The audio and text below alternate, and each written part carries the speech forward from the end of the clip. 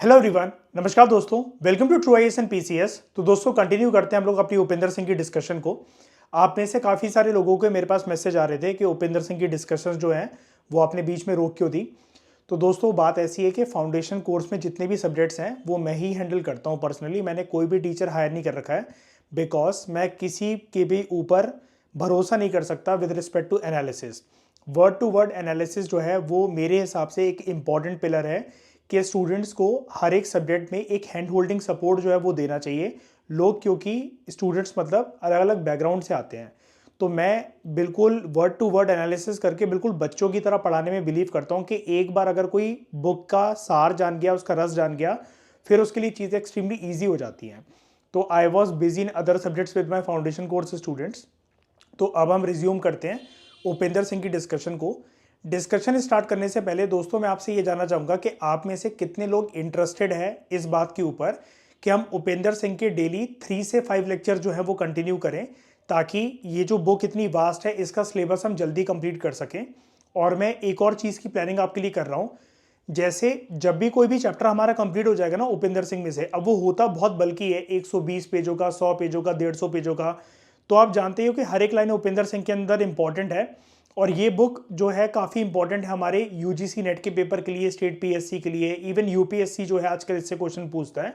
तो मैंने बहुत सोच समझ के इसको स्टार्ट करवा रखा है। तो मेरा प्लान ये है कि जब भी कोई एक चैप्टर खत्म हो जाएगा तो एक वन शॉट वीडियो हम लोग उसकी बनाएंगे, जिसके अंदर उस चैप्टर से रिलेटेड जितने भी फैक्ट्स होंगे वो मैं एक ही जगह पर लिस्टिंग करके आपको पढ़ा दूंगा, ताकि अभी आप जो डिटेल में स्टोरी सुन रहे हो ना मुझसे हर एक लाइन के थ्रू, तो वो तो काफ़ी लंबी डिस्कशन है और वो करना ज़रूरी भी है। लेकिन जब कोई भी चैप्टर खत्म हो जाएगा तो एक सिंगल वीडियो के अंदर उस चैप्टर के अंदर मेन इंपॉर्टेंट बातें क्या थी, थीम क्या थी, ये भी हम बना लेंगे। तो आप दो चीज़ों का रिस्पॉन्स ज़रूर से मुझे कमेंट बॉक्स में देना। इवन आप वीडियो को पॉज करके सबसे पहले आप मुझे ये आंसर करो, क्या आप में से डेली कितने लोग 3 से 5 लेक्चर डेली चाहते हो उपेंद्र सिंह के, ठीक है। और दूसरी चीज़ कि हम वन शॉट वीडियो जो है वो बनाएं, वो आइडिया कैसा है जब कोई हमारा चैप्टर जो है वो कंप्लीट हो जाएगा कॉम्प्रिहेंसिव तरीके से, ठीक है। तो चलो अब हम अपनी डिस्कशन स्टार्ट करते हैं। प्रीवियस लेक्चर के अंदर दोस्तों आपको याद होगा हमने जो तेलुगु टेक्स्ट थे उनके बारे में अपनी डिस्कशन जो है वो कवर करी थी। और इस लेक्चर में दोस्तों हम लोग बात करने वाले हैं other Asian text, biographies and histories. ये जो टॉपिक है जो हम आज के लेक्चर में कवर करने वाले हैं, ये काफ़ी बड़ा टॉपिक है। इसके अंदर आपको सारे के सारे जो एंशियंट इंडियन ऑथर्स जो रहे हैं, जो फिलोसफर्स रहे हैं, उनके जो टेक्स्ट रहे हैं, बुक्स हैं, या फिर उन्होंने जो भी ड्रामास लिखे हैं उसके बारे में टोटली कंप्लीटली आपको फैक्चुअल इंफॉर्मेशन मिल जाएगी। तो जो भी मैं बुक्स के या ड्रामेटिक वर्क्स के या लिटरेरी टेक्स्ट के नाम लेते जाऊंगा, आप उसकी लिस्टिंग बना लेना। ये वाला टॉपिक इस चैप्टर में one of the most important topic है। बहुत सारी बुक्स के नाम और अलॉन्ग विद देयर ऑथर्स यहाँ पर गिवन है, ठीक है। तो हम इसको स्टार्ट करते हैं। सबसे पहले राइटर हमें ना यहाँ पर लिटरेचर के बारे में एक चीज बता रहे हैं। जैसे कोई भी जो बुक होती है, तो दोस्तों आप जानते हो उस बुक के अंदर जो भी एक टेक्स्ट लिखा गया है वो किसी ना किसी भाषा के अंदर लिखा गया होगा। कोई तो भाषा अगर उसकी होगी ना, हिंदी होगी, संस्कृत होगी, तेलुगु होगी, तमिल होगी, पाली होगी, प्राकृत होगी। तो जो भी टाइम फ्रेम है, हर एक बुक का एक टेक्स्ट जो होता है वो किसी ना किसी लैंग्वेज को जो है दोस्तों वो दर्शाता है, राइट। ये तो बहुत ऑब्वियस ही बात है बच्चों वाली।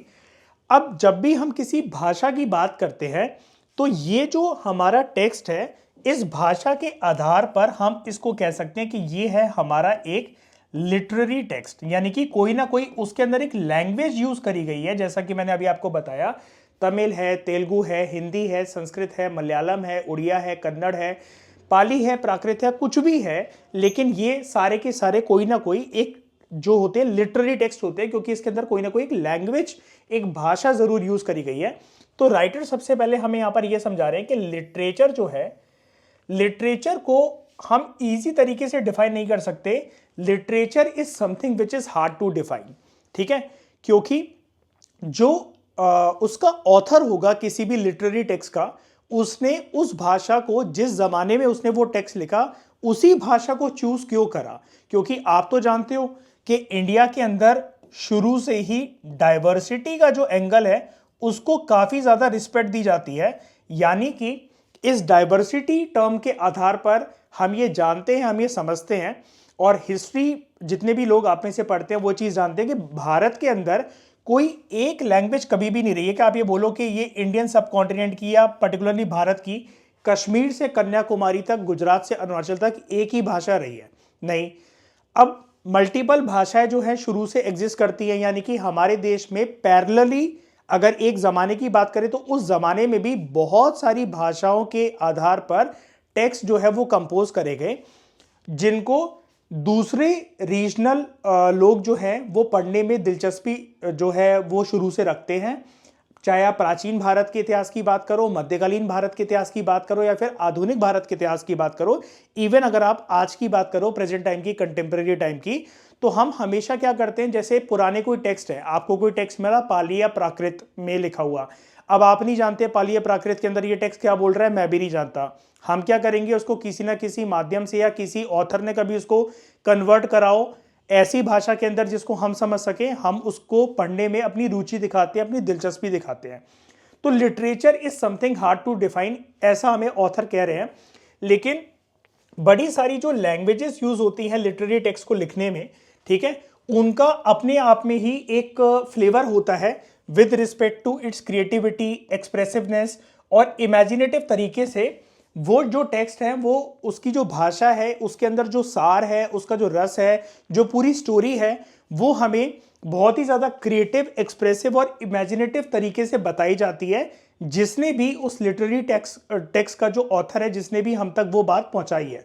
ठीक है, तो राइटर हमें ऐसा बोल रहे हैं यहाँ पर। अभी शुरू में थोड़ा सा ना एक नैरेटिव है दोस्तों, मैं वर्ड टू वर्ड इसलिए कवर करवा रहा हूं इसको कि एक बार आप स्टोरी जान जाओ, फिर बुक जब आप खुद से रीड करोगे तो आपको कोई दिक्कत नहीं आने वाली है। जैसा कि मैंने आपको बताया, इसके अंदर पूरे फैक्ट्स छुपे हुए हैं, लेकिन शुरू में जो पैराग्राफ है थोड़ी सी एक मतलब बात कर रहा है अलग हटके टॉपिक से, लेकिन हम इसको फिर भी एक बार के लिए पढ़ लेते हैं।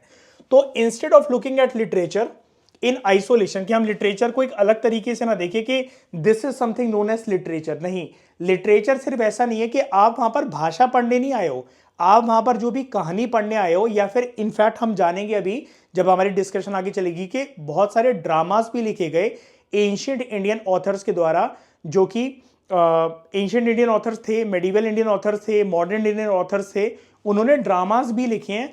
अब ड्रामा को देखने में दोस्तों ज़्यादा मज़ा आता है, लेकिन इंटरेस्टिंग बात यह है कि हमारे देश में those dramas were written in a form of book, in a form of text, और फिर वो कंपाइल करे गए।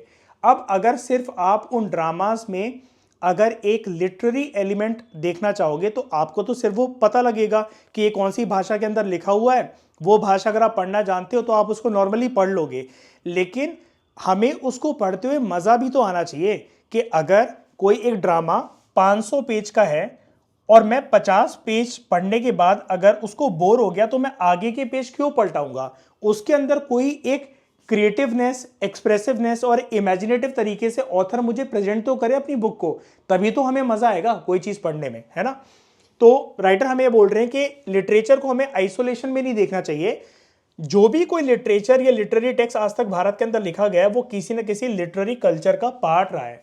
यानी कि लिटरेरी कल्चर का यहाँ पर टर्म का दोस्तों मतलब यह है कि अलग अलग वक्त और ज़माने के हिसाब से जो भी परंपराएं, रीति रिवाज वगैरह चलती थी, जो लोगों की रोज़मर्रा की जीवन में जो एक्टिविटीज़ होती थी, उसके आधार पर राइटर उस ज़माने में लोगों को अपने टेक्स्ट के थ्रू बहुत सारी बातें बताने की कोशिश करते थे, और वो भी बहुत क्रिएटिव, एक्सप्रेसिव और इमेजिनेटिव तौर तरीकों से। ठीक है, तो जब हम यहाँ पर बात कर रहे हैं कि लिटरेरी कल्चर का पार्ट होता है हमेशा हर एक लिटरेचर, तो हमें बेसिकली राइटर ये बोल रहे हैं कि जब हम किसी लिटरेरी टेक्स्ट को पढ़ते हैं या समझने की कोशिश करते हैं, we need to find certain connections, कि हमें उसको ऐसे नहीं पढ़ना है। पहले हमें ऑथर के माइंडसेट को ये चेक करना है कि उसने कौन से टाइम पीरियड के अंदर ये डिसाइड करा कि उसको वही टेक्स्ट जो है वो लिखना है, तो उसने वही टाइम पीरियड जो लिया, यानी कि उस टाइम पीरियड के अंदर जहां से वो ऑथर बिलोंग करता है, या फिर अगर वो फीमेल है, कोई पोएटेस है, तो अगर उन्होंने कोई कविता लिखी है, पोएट ने या पोएटेस ने, कवि हो चाहे वो कवित्री हो, मेल हो फीमेल हो, तो वो अपने ज़माने की जो चीज़ें आसपास चल रही थी उनको दर्शाते थे अपने टेक्स्ट में। ठीक है, तो हमें कनेक्शन किसके बीच में फाइंड करने की नीड है। राइटर हमें क्या बताते हैं, एक तो सबसे पहले जब आप कोई लिटरेरी टेक्स्ट पढ़ते हो, राइटर बोलते हैं उसकी लैंग्वेज पे गौर फरमाओ। फिर ये देखो कि उसका लिटरेचर क्या है, उस जमाने के अंदर जो कल्चर था वो कैसा था, सामाजिक तौर तरीके परंपराएं जो थी वो कैसी थी, सोसाइटल नॉर्म्स कैसे थे, ठीक है, और जो पॉलिटी थी वो कैसी थी, ठीक है। जैसा कि मैं आपको बताता हूं, जब बुद्धिस्ट टेक्स्ट जो थे या जैना टेक्स्ट जो थे दोस्तों, जब वो कंपाइल करे गए बुद्धिस्ट काउंसिल्स के अंदर या जैना काउंसिल्स के अंदर, उस टाइम पीरियड में आम लोगों की जो बोलचाल की जो भाषा थी दैट वाज पाली एंड प्राकृत। क्यों? क्योंकि ये लोगों को आसानी से समझ में आ जाती थी, इसलिए बुद्धिस्ट और जैना टेक्स्ट इनिशियली इन भाषाओं में लिखे गए। अब लोगों के साथ अगर आप कनेक्ट ही नहीं कर पाओगे अपनी लैंग्वेज के बेसिस पर, कल्चर, सोसाइटी या पॉलिटी के बेसिस पर, तो आप उन भाषाओं को चुनोगे ही क्यों? आप अपना टेक्स्ट जो कोई बना रहे हो, किसी ग्रंथ की रचना कर रहे हो, कुछ भी लिख रहे हो आप, चाहे वो वॉल्यूमिनस टेक्स्ट है या छोटा टेक्स्ट है, कोई भी आप ड्रामा लिख रहे हो, जो पोइट्री है वो लिख रहे हो, तो आपको ऐसी भाषा पिक करनी पड़ेगी जो कि लोगों से कनेक्ट कर सके। तो ये तो हो गया लैंग्वेज और लिटरेचर का एलिमेंट। उसके बाद आपको ये देखना पड़ेगा लोग उसको कनेक्ट कर सकें उन चीज़ों को अपने कल्चर से, अपनी सोसाइटी से, और जिस भी ज़माने के अंदर जो पॉलिटी चल रही होती थी, जो राजनीतिक व्यवस्था चल रही होती थी, उसके बेसिस पर, ठीक है। तो जब भी हम किसी टेक्स्ट को समझने की कोशिश करते हैं, ठीक है, किसी भी टेक्स्ट को जब हम समझने की कोशिश करते हैं तो हमें यह पता होना चाहिए, जैसा कि मैं आपको बता रहा हूं, कि टेक्स्ट जो कभी भी किसी ऑथर ने लिखे हैं वो अपने लिए नहीं लिखे हैं, वो लोगों के लिए लिखे हैं। तभी तो बुक्स की फॉर्म में हमें जानने को मिलते हैं, वो इतने फेमस हैं, ठीक है। तो हमें इस बात पे फोकस करना चाहिए कि उस जमाने के अंदर लोगों का जो चाल चलन था, जो रीति रिवाज परंपराएं जो थी, जो सामाजिक व्यवस्था थी, आर्थिक व्यवस्था थी, एज वेल एज जो राजनीतिक व्यवस्था थी, तो लोग अपना जीवन कैसे व्यतीत करते थे, और उन लोगों के लिए वो वाले टेक्स्ट जो है वो लिखे गए, ठीक है। और ये वाली बात एक हिस्टोरियन थे पोलक, उन्होंने अपनी बुक में कही है कि लिटरेचर को हमें ऐसे ही नहीं समझना चाहिए। लिटरेचर को समझते हुए, ऑथर के माइंडसेट को समझते हुए, हमें यह भी समझना चाहिए कि एक पर्टिकुलर वक्त के अंदर, जमाने के अंदर सोसाइटी, कल्चर, रीति रिवाज, परंपराएं कैसी थी, तब हम किसी एक टेक्स्ट को अच्छी तरीके से समझ सकते हैं, उसको डिकोड कर सकते हैं, ठीक है। तो जो लिटरेचर है उसकी तारीफ करते हुए राइटर हमें यह भी बता रहे हैं कि लिटरेचर को हम यूज कर सकते हैं as a source of historical reconstruction. जैसे अगर आप किसी भी अगर एक टेक्स्ट को पढ़ते हो तो आपको उससे हिस्ट्री के बारे में काफ़ी कुछ पता लगता है। अगर आप प्राचीन भारत के टेक्स्टों को उठाओगे, मध्यकालीन भारत के टेक्स्टों को उठाओगे, कोई भी जो चीज़ है जो बहुत पुरानी लिखी गई है, तो आप उससे हिस्ट्री का एक थोड़ा बहुत अंदाज़ा ले सकते हो। लेकिन हमें उस टेक्स्ट के एस्थेटिक और स्टाइलिस्टिक कन्वेंशंस पर भी फोकस करना चाहिए कि जिस एक्सप्रेशन के साथ, जैसा कि मैं आपको बता रहा था, अगर लिखने वाले ने, जो भी ऑथर है, चाहे वो मेल हो फीमेल हो, अगर उसने उसके अंदर, उस टेक्स्ट के अंदर अच्छे एलिमेंट्स नहीं डाले, मुझे 50 पेज के बाद कोई इंटरेस्ट नहीं आ रहा 51st पेज पर जाने के लिए, तो यानी कि ऑथर का टेक्स्ट बोरिंग है मेरे लिए। लेकिन जो ऑथर यूज करते थे एक एस्थेटिक सेंस या स्टाइलिस्टिक सेंस अपने टेक्स्ट में, वही लोगों को रुचि देता था, दिलचस्पी देता था कि आज भी, कि मतलब आज से मान लो कि वो टेक्स्ट 1000 साल पहले लिखे गए थे, लेकिन आज भी लोग जो है वो दिलचस्पी दिखाते हैं कि भाई उनको कन्वर्ट करके हम जो भाषा जानते हैं इसके अंदर अगर ये वाला टेक्स्ट हमें देखने को मिल जाए, जानने को मिल जाए, तो क्या बात हो, फिर तो मजे ही आ जाएंगे, ठीक है। तो इतनी बात हम लोगों ने कर ली। अब हम आगे की बात करते हैं। तो जो अर्ली इंडियन लिटरेचर है, अर्ली इंडियन लिटरेचर आप इसको मतलब ऐसा समझ सकते हो, प्राचीन भारत के टाइम पर जो लिटरेचर जो है वो लिखा गया, यानी कि यहां पर कंप्लीट तरीके से बात हो रही है एंशिएंट इंडिया की, ठीक है। एंशिएंट इंडिया के टाइम पर जो भी लिटरेचर जो लिखे गए, उनके अंदर हमें बहुत ही ज्यादा बेहतरीन मास्टरपीस देखने को मिलते हैं पोइट्रीज के, ठीक है, जिनको कवि या कवित्री ने लिखा, अलग अलग कविताएं, as well as drama, dramatic works और पोएटिक वर्क्स, ठीक है, जिनको अगर आप पढ़ोगे तो आप उनको खुद ब खुद एप्रिशिएट करोगे, क्योंकि जिस ब्यूटीफुल स्टाइल के साथ और फाइन लिटरेरी क्वालिटीज के साथ वो लिखे गए हैं, तो उसके अंदर हमें पढ़ने में, उनको समझने में मजा आता है। और कहीं ना कहीं उन पोइट्रीज के अंदर, उन पोएम्स के अंदर या फिर उन ड्रामास के अंदर हमें, जैसा कि मैं आपको बता रहा था, जो सोशल रियलिटीज हैं वो भी देखने को मिलती हैं, जो इकोनॉमिक रियलिटीज़ हैं एक पर्टिकुलर वक्त या ज़माने की, वो भी देखने को मिलती हैं, और जो राजनीतिक व्यवस्था है उसका जो चाल चलन है वो भी हमें देखने को और जानने को मिलता है। ये वाली बात आप याद रखना।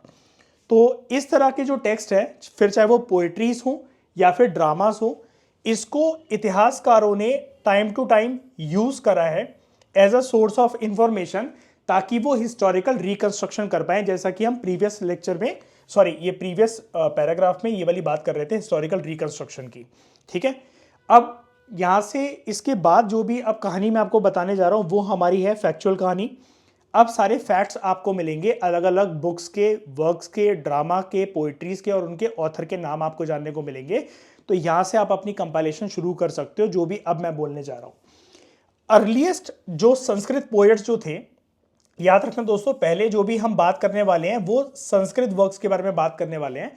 तो पुराने प्राचीन भारत के इतिहास में जो भी कवि या कवित्री जुड़े हुए थे जिन्होंने संस्कृत के अंदर अपनी कविताओं की रचना करी और ड्रामास लिखी, या जिनको आप प्ले राइट कह सकते हो, वो लिखे, तो उनमें दो फेमस नाम हमारे सामने राइटर पटक रहे हैं, दैट इज अश्वघोष, और दूसरे जो पर्सन थे उनका नाम था भास, या आप इनको भाषा भी कह सकते हो, अश्वघोष और भास। अब दोनों के लिटरेरी वर्क्स को हम जान लेते हैं कि किसने कौन से दायरे में क्या काम करा, यानी कि पोएम्स किसने लिखी और ड्रामेटिक वर्क्स किसने लिखे। तो अगर दोस्तों हम बात करते हैं अश्वघोष की, तो अश्वघोष एक ऐसे ऑथर माने जाते हैं, कि ऐसे राइटर माने जाते हैं जिन्होंने रचना करी थी बुद्ध चरिता की। ठीक है, और बुद्ध चरिता को हम लोग एक महाकाव्य भी कह सकते हैं। और महाकाव्य मैंने आपको कुछ लेक्चर्स पहले बताया था, छोटी मोटी जो कविता होती है ना, वो सिर्फ एक कविताएं होती है, लेकिन एक कविता जो कि बहुत वॉल्यूमिनस है, बहुत बड़ी है, जिसका सार जो है, जिसका जो रस है, वो बहुत ज़्यादा टेक्स्ट लिख लिख कर फैला हुआ होता है, हो सकता है उसके मल्टीपल वॉल्यूम्स हो, और उन कविता के माध्यम से जब हमें सोशल रियलिटी, जो मैंने अभी आपको बताया था, सोशल रियलिटी, इकोनॉमिक रियलिटी और पॉलिटिकल रियलिटी जब जानने को मिले, और भी अदर एलिमेंट जानने को मिले, और वो वॉल्यूमिनस हो। सबसे बड़ी बात याद रखना, किसी भी कविता को आप महाकाव्य तब कहोगे या एक महान ग्रंथ तब कहोगे जब वो काफ़ी वॉल्यूमिनस हो, काफ़ी बड़ा हो। ठीक है, तो बुद्ध चरिता ने अश्वघोष ने संरचना करी थी बुद्ध चरिता की। इसके अलावा इनकी और बुक्स के जो नाम है वो है सरी पुत्र प्रकारना। ठीक है, सरी पुत्र प्रकारना अपार्ट फ्रॉम बुद्ध चरिता, और सौंदर नंद। ठीक है, सौंदर नंदा अभी आप इसको कह सकते हो, या फिर सौंदर नंद। ठीक है, ये तो हो गई अश्वघोष की बुक्स के नाम। ठीक है, इनके टेक्स्ट के नाम। बात करें अगर हम दूसरे राइटर की, जो हमसे यहाँ पर बात करी जा रही थी, भाषा की, भाषा ने क्या करा, इन्होंने बड़े सारे ड्रामाज लिखे। तो ये आपका एक फैक्चुअल क्वेश्चन बन सकता है कि भाषा ने जो ड्रामास लिखे, वो प्रोमिनेंट ड्रामास जो थे वो कौन कौन से थे। एक का नाम था पंचरत्न। ठीक है, ये पंचरत्ना नहीं है, पंचरत्न लिखा हुआ है। ठीक है, दूसरा दूत वाक्य, ये भी एक ड्रामा था, और बालचरिता। इसके अलावा जो चौथा इनका ड्रामा था, डेट वॉज स्वप्न वासवदत्ता। ठीक है, स्वप्न वासवदत्त। तो इन्होंने, भाषा ने जो लिखा वो थे ड्रामास। ठीक है, अश्वघोष ने प्रॉपर कहानियां लिखी, बुद्ध चरिता जो कि कविता की फॉर्म में ये महाकाव्य है, सरी पुत्र प्रकारना और सौंदरनंदा। भाषा के जो 4 ड्रामास हमारे सामने जो अवेलेबल हैं, जो ड्रामेटिक टेक्स्ट आप इनको कह सकते हो, जैसा कि मैं आपको बता रहा था, ड्रामा परफॉर्म करने वाली चीज़ होती है, लेकिन परफॉर्मेंस से भी पहले ये उसका पूरा का पूरा एक बेस बनाकर चले गए थे। मतलब आप इनको ऐसा समझ सकते हो कि ये किसी एक फिल्म के डायरेक्टर हैं। फिल्म जो है, स्क्रीन पर कोई मूवी होती है, वो हमें बाद में दोस्तों देखने को मिलती है। पहले क्या होता है, एक्टर और एक्ट्रेसेस को डायरेक्टर जब उनके घर पर जाते हैं अप्रोच करने के लिए कि आप हमारी मूवी में रोल प्ले करोगे क्या, आप हमारी वेब सीरीज में एक्टर या एक्ट्रेसेस बनना पसंद करोगे क्या, तो सबसे पहले वो क्या मांगते हैं एक्टर या एक्ट्रेसेस, सबसे पहले वो मांगते हैं दोस्तों, हमें पहले अपनी कहानी की स्क्रिप्ट दिखाओ, यानी कि आप उसके अंदर हमसे क्या करवाना चाहते हो, पहले हमें वो बताओ। तो आप भाषा को कोई ऐसी डायरेक्टर समझ सकते हो एक तरीके से, जिन्होंने ड्रामेटिक टेक्स्ट की रचना करी, और उसके फेमस नाम है पंचरत्न, दूत वाक्य, बालचरिता और स्वप्न वासवदत्ता। ठीक है, इसके बेसिस पर आगे चलकर जब ये टेक्स्ट रेडी हो गए थे, जब ये बुक्स जो है भाषा एज अ ऑथर ने रेडी कर दी थी, तब जाकर ड्रामेटिक प्लेस ओरिजिनली कंडक्ट करे गए। ठीक है, लोगों को गाँव वगैरह में बुलाकर महफिलें वगैरह लगाई जाती थी और तब ये जो टेक्स्ट हैं ये परफॉर्म करे जाते थे। अब इनमें से बहुत फेमस एक संस्कृत राइटर की बात हो रही है, वैसे तो बहुत सारे थे लेकिन one of the most celebrated Sanskrit writer इस टाइम पर जो थे प्राचीन भारत के इतिहास की, दोस्तों अभी यहाँ पर बात हो रही है और जो कि एसोसिएटेड है फर्स्ट मिलीनियम सेंचुरी के साथ, वो थे कालिदास। ठीक है, और कालिदास के टाइम पीरियड की अगर हम लोग बात करें जो हमें राइटर बता रहे हैं, that is 4th to 5th century. ठीक है, तो ये ऑथर थे बड़े सारे ड्रामास के, उनमें से जो कुछ फेमस ड्रामेटिक टेक्स्ट इनके जो नाम है, दैट इज अभिजान शकुंतलम, इसके अलावा मालविका अग्निमित्र। ठीक है, फिर विक्रमोवश्य और कुछ पोएटिक वर्क्स जो इनके साथ एसोसिएटेड है, दैट वाज रघुवंश। ठीक है, इसके अलावा कुमार संभव और मेघदूत। तो ये याद रखना, अगर ये कालिदास के ऊपर अगर कोई एक इंपॉर्टेंट क्वेश्चन अगर आपको देखने को मिलता है तो आप बाइफरकेट जरूर करना। किस चीज में बाइफरकेट करना? यहां पर इनके सबसे बड़ी बात तो दोस्तों बात हो रही है पहले कुछ ड्रामास की, ठीक है, ड्रामेटिक टेक्स्ट की, फिर बात हो रही है इनकी कुछ पोएम्स की जो कि इनके पोएटेड टेक्स्ट हैं। ठीक है, ड्रामास में मैं फिर से रिपीट कर देता हूं, अभिजान शकुंतलम, मालविका अग्निमित्र, ये तो आप एनसीईआरटीज में भी नाम सुनते हो, ये अभिजान शकुंतलम और मालविका अग्निमित्र। इसके अलावा ये नाम आपके लिए यूनिक हो सकता है, दैट इज विक्रमोवश्य। ठीक है, पोएटिक वर्क्स की बात करें तो 3 पोएम्स इनके साथ एसोसिएटेड है, दैट इज रघुवंश, कुमार संभव एंड मेघदूत। ठीक है, अब अगर छोटी सी झलक अगर हम देखें मध्यकालीन भारत के इतिहास की, तो बड़े सारे जो मेडिवल टाइम पीरियड के जो पोएट या पोएटिस्ट जो थे, जो राइटर्स जो थे, ठीक है, उनका जो नाम था, यहां पर दोस्तों इंसानों की बात हो रही है, बुक के नाम नहीं है। तो पहले हम एक मेल कैटेगरी की बात करते हैं, फिर फीमेल कैटेगरी की बात करते हैं, और बात हो रही है यहाँ पर मध्यकालीन भारत के इतिहास के साथ एसोसिएटेड जो पोएटिस्ट या जो पोएट और पोएटिस्ट थे वो, एज वेल एज राइटर्स। ठीक है, कवि या कवित्री या नॉर्मल लेखक। एक थे भारवी, दूसरे राजशेखर, ये दोनों हो गए मेल। ठीक है, मध्यकालीन भारत के साथ एसोसिएटेड। फिर एक कवित्री आपको देखने को मिल जाती है, पोएटिस। ठीक है, और उनका नाम था विजयंका। ठीक है, तो ये वाली बात आप याद रखना, ये पोएटिस का नाम यहां पर है, तो ये अपने आप में एक यूनिक चीज है। फिर अगर हम बात करें जो एंशिएंट ड्रामास जो थे, जो ड्रामेटिक टेक्स्ट थे, जो कि प्राचीन भारत के इतिहास के साथ एसोसिएटेड है, उनके अंदर जो हिस्टोरिकल थीम्स यूज करी गई, यानी कि जिस तरीके से उन ड्रामास की रचना करी गई समाज को देखते हुए, उस जमाने के राजनीतिक व्यवस्था को, आर्थिक व्यवस्था को, तो वो हिस्टोरियंस को बड़ी दिलचस्पी देता है वो सारे ड्रामेटिक टेक्स्ट को पढ़ना, ऐसा राइटर हमें यहाँ पर बता रहे हैं। और उनमें उनके साथ एसोसिएटेड जो है, मतलब वो एक अपने आप में लिटरेरी वर्क्स जो है वो तो है ही, लेकिन सिर्फ वो हिस्ट्रीज की रिकंस्ट्रक्शन के पर्पस से यूज नहीं करे जाते हैं। जैसा कि इस लेक्चर की जब हमने स्टार्टिंग करी थी तब मैंने आपको बताया था कि कोई भी टेक्स्ट हो प्राचीन भारत के साथ एसोसिएटेड, मध्यकालीन भारत के साथ एसोसिएटेड, वो हम उस जमाने की सिर्फ हिस्ट्री को स्टडी करने के लिए यूज नहीं कर रहे हैं, उससे हमें बहुत सारी चीजें भी देखने को मिल जाती हैं।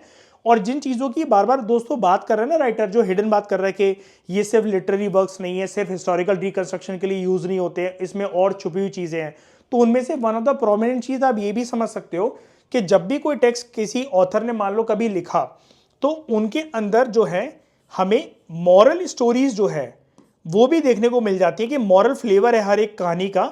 सिर्फ हम उसको लिटरेचर की तरह या लिटरेरी टेक्स्ट की तरह नहीं देखेंगे, उससे हमें ज्ञान क्या मिलता है, ये सिखाया क्या जा रहा है, या हमारा चाल चलन जीवन के अंदर होना कहते चाहिए, ये मैसेज भी इन सारे टेक्स्ट के अंदर छुपे होते हैं। ठीक है, अब इनमें से अगर हम एक फेमस बात करें 5th to 6th सेंचुरी के दौरान लिखे गए ऐसे एक टेक्स्ट की, तो वो था Vishakha Datta as a author ने लिखा था मुद्र राक्षस।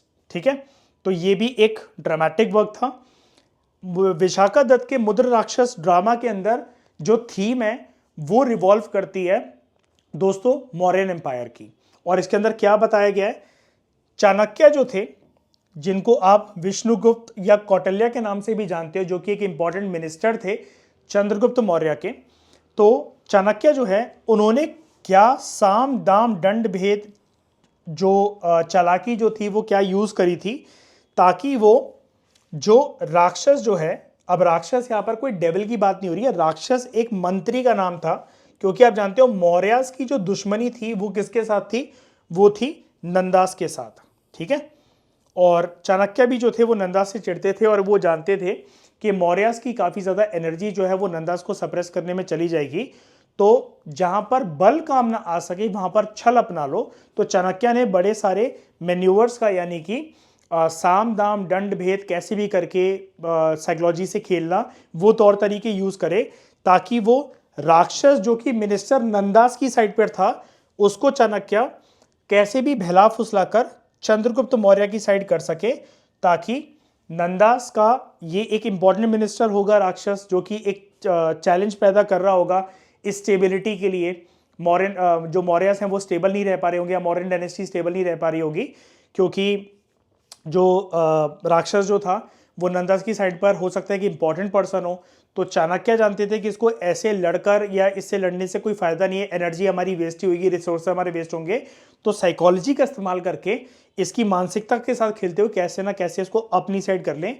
अब ये जो पूरी की पूरी जो थीम है कि चाणक्य ने क्या अपनाया होगा, क्या साइकोलॉजिकल एलिमेंट यूज करा होगा, कैसे उसको बहलाया फुसलाया होगा, कौन कौन से साम दाम दंड भेद यूज करे होंगे, उसके बारे में हमें विशाखा दत्त के मुद्र राक्षस एज अ प्ले राइट में, एज अ ड्रामेटिक वर्क के अंदर जानने को मिलता है।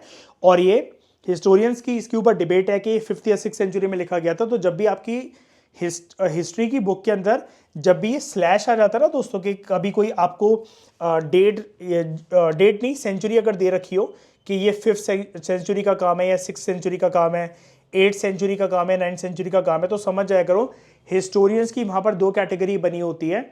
वो थोड़ा सा कंफ्यूज होते हैं कि इसका पर्टिकुलर टाइम पीरियड है क्या। तो आप कोई भी एग्जाम के अंदर यूज कर सकते हो, और जब भी कोई ऐसा टाइम पीरियड गिवन होता है तो आपको कोई याद करने की उसको जरूरत नहीं है, क्योंकि हिस्टोरियंस के अंदर खुद कंफ्यूजन है, तो आपको उस कंफ्यूजन को नहीं मिटाना है। ठीक है, तो आप उस कंफ्यूजन को वैसे ही रहने दो।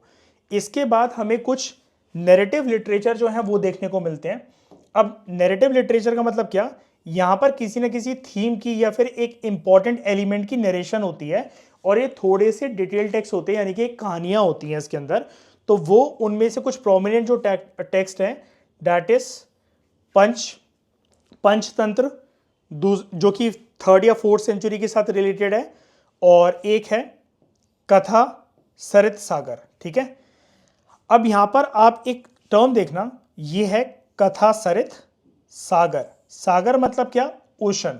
जैसा कि मैंने आपको बताया जो नैरेटिव लिटरेचर है वो अपने आप में दोस्तों काफी वास्ट है। ठीक है, बहुत बड़े लिटरेचर के कंपोनेंट ये हैं, यानी कि कहानियां काफी लंबी हैं, ये टेक्स्ट थोड़े से वॉल्यूमिनस हो जाते हैं। तो कथा सरित सागर के अंदर सागर वर्ड आ गया, ओशन यानी कि बड़ा टेक्स्ट है, और इसको अगर आप इंग्लिश में कन्वर्ट करोगे तो इसका मतलब क्या होता है, ocean of stream of stories, यानी कि कोई एक कहानी नहीं है, ये कहानी जो है इसके अंदर बहती चलती है, यानी कि जो थीम है, जो स्टोरी है, वो लंबी खिंचती चली जाती है। ठीक है, तो ये 11th सेंचुरी का एक टेक्स्ट है जिसको हम कह रहे हैं कथा सरित सागर। और इसके अंदर है क्या, ये ऐसा क्यों बोला गया कि it is ocean of streams of stories, बहुत सारी स्टोरीज है, किस बात के बारे में स्टोरी है, तो यहां पर कुछ पॉपुलर फोक टेल्स हैं। अब फोक टेल्स क्या होता है, जो आम जनता के जीवन में, रोजमर्रा के जीवन में उनके जो पॉपुलर कहानियां होती हैं एक जगह के साथ एसोसिएटेड, जो कि बहुत प्रचलित होती है, जिसको रोज शाम को बैठकर गली मोहल्लों में लोग सुनना पसंद करते थे, जनरेशन बाय जनरेशन वो ट्रांसफर होती हुई चली गई, उनको हम कहते हैं पॉपुलर फोक टेल्स, जिसको ऑर्डिनरी पीपल एक जमाने के जानते हैं। और जैसा कि मैंने आपको बताया, एक पर्टिकुलर जनरेशन उसको सुनते सुनते ट्रांसफर करती है उन कहानियों को टू नेक्स्ट जनरेशन। और ट्रांसफर कौन करता है, हमारे घर परिवार के लोग, गली मोहल्ले के लोग। वो कहानी एक पर्टिकुलर जगह के साथ एसोसिएटेड होती है और वहां पर पॉपुलर बन जाती है। ठीक है, तो लोग ऐसी कहानियों को सुनना पसंद करते थे और एंजॉय करना पसंद करते थे। तो ये काफी फैक्चुअल पैराग्राफ था दोस्तों, इसकी लिस्टिंग आप बना लेना ताकि आपको याद रहे। ज़्यादातर जो हमने यहाँ पर जो वर्क्स पढ़े हैं अभी तक इस लेक्चर में, इस पैराग्राफ के अंदर, दे आर संस्कृत वर्क्स। उनमें से कुछ पोएम्स हैं, कुछ ड्रामास हैं, कुछ नैरेटिव टेक्स्ट हैं। ठीक है, इसी डिस्कशन को दोस्तों हम लोग कंटिन्यू करेंगे अगले लेक्चर में। इस डिस्कशन में दोस्तों फिलहाल इतना ही। Thank you very much for discussion.